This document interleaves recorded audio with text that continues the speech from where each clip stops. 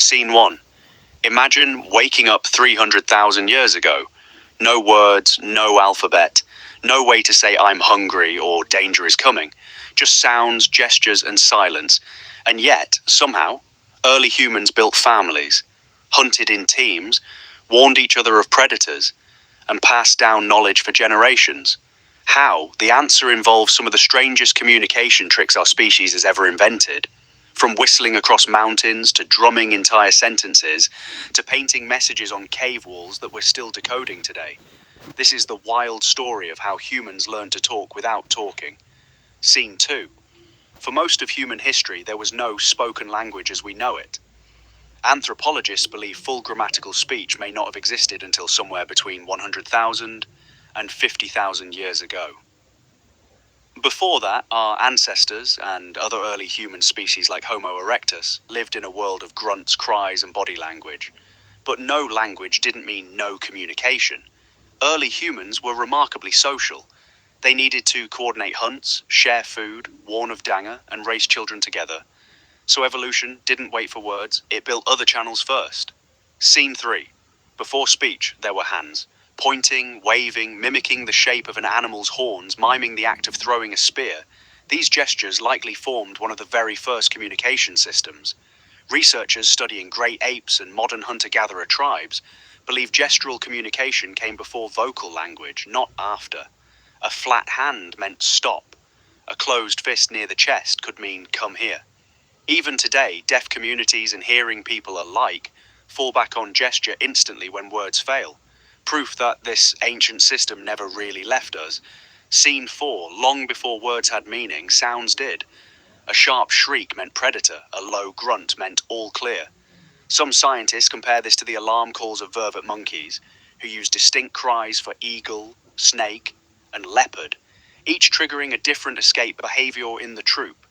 Early humans likely had a similar toolkit, a handful of urgent, instinctive sounds that could mean life or death in an instant, long before anyone could form a sentence. Scene 5. Then came fire, and with it, something remarkable. Sitting safely around a flame at night, freed from the constant threat of predators, early humans finally had time to do something new. Talk for the sake of talking. Anthropologist Polly Wiesner studied modern hunter-gatherers, the Jew Huansi of the Kalahari, and found that daytime conversation was almost entirely practical. But nighttime fireside conversation was full of stories, jokes, and myths. Fire didn't just give warmth, it gave humans their first stage for storytelling. Scene 6. Deep inside caves like Lascaux, in France and Chauvet, our ancestors left behind something incredible. Paintings. Horses, bison, handprints, strange dot patterns, some over 30,000 years old. These weren't just decoration. Many researchers believe they were messages, records of successful hunts, sacred rituals, or maps of migration routes. Some dot sequences found near animal paintings may even track lunar cycles and ancient calendar painted in ochre and charcoal thousands of years before writing existed. Scene 7. Long before paint touched cave walls, humans were mining red ochre pigment. Some sites in Africa date this practice back over 100,000 years. Ochre stained skin, tools, and burial sites. Many archaeologists believe it carried symbolic meaning, marking group identity, status, or mourning.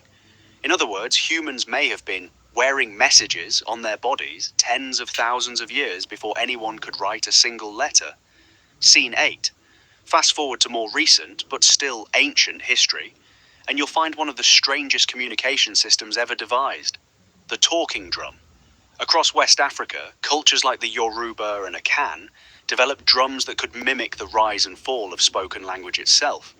Because many African languages are tonal, skilled drummers could speak entire sentences by reproducing pitch patterns, sending complex messages, warnings, and news across villages and valleys, all without a single spoken word. Scene 9. On the Spanish island of La Gomera, there's a whistled language called Silbo Gomero that can carry a full conversation across valleys nearly 2 miles wide. It's not a novelty, it's a functioning substitute for spoken Spanish, with whistled versions of vowels and consonants. Similar whistled languages have been found in Turkey, Mexico, and parts of the Amazon.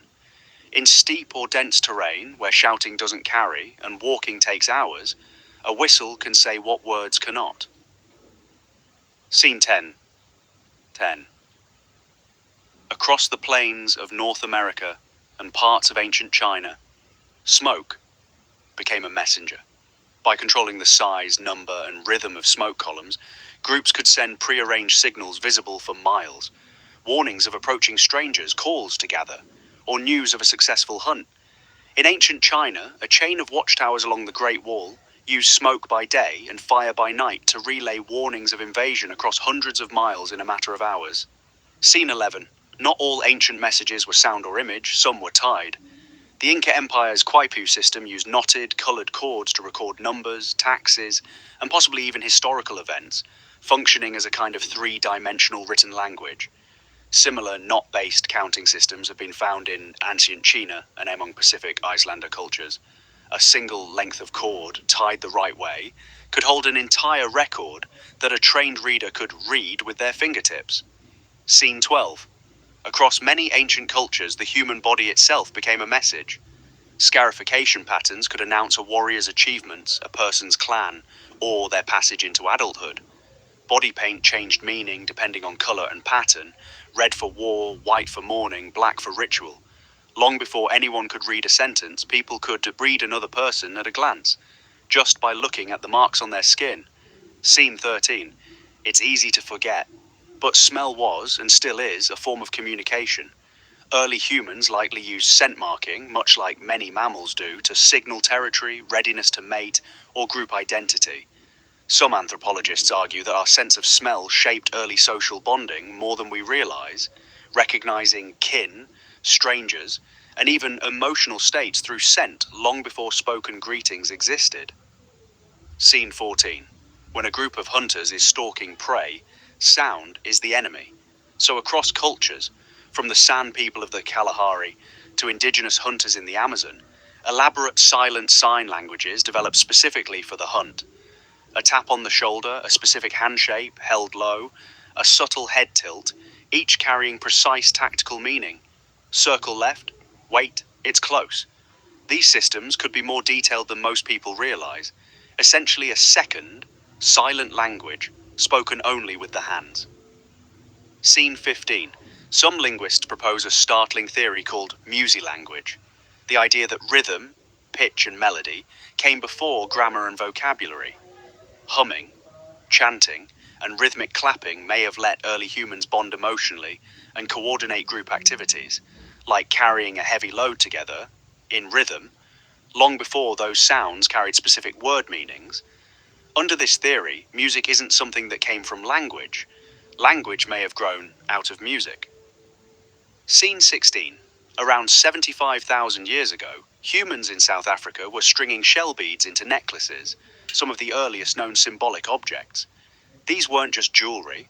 Archaeologists believe patterns of beads could signal group membership, status, or trade relationships, functioning almost like an ancient identification badge. A single necklace, worn the right way, could tell a stranger everything they needed to know about who you were, without a word spoken. Scene 17. Ancient humans also communicated with time itself. By tracking shadows, star positions, and lunar phases, groups could coordinate gatherings, migrations, and rituals across huge distances without ever meeting face to face. If everyone agreed the next full moon meant a gathering at the river, no message ever needed to be sent. The sky itself carried the information reliably for everyone to read at once. Scene 18, here's where it gets even stranger. We weren't the only ones doing this. Neanderthals used pigment, buried their dead with apparent care, and may have worn feathers and shells as ornaments, all signs of symbolic communication. Some researchers believe Neanderthals may have had their own form of language or proto-language entirely separate from ours. If true, humans may not have invented symbolic communication at all. We may have simply inherited it or shared it with a species that vanished 40,000 years ago. Scene 19. Slowly, over tens of thousands of years, these separate threads, gesture, sound, image, object, and rhythm, began weaving together. Pictures on cave walls became simplified symbols. Symbols became standardized. By around 3200 BCE, the Sumerians had developed cuneiform, one of the first true writing systems. But every letter in every alphabet on Earth today can trace its roots back to those first ochre handprints, whistled warnings and knotted chords. Writing didn't appear out of nowhere. It was the final evolution of a communication system humans had been building for hundreds of thousands of years. Scene 20. We like to think of language as something that simply happened to humans. But the truth is far stranger and far more human. We built it, piece by piece, out of whistles, drum beats, painted handprints, and firelight stories. And in many ways, we still use every one of these ancient tools today. In a wave hello, a warning shout, a tattoo, a song. The methods were crazy, but they worked, and they made us who we are. If you enjoyed this journey back to the very first human conversations, hit subscribe and join the channel. There are a lot more strange and fascinating stories from our past still to come.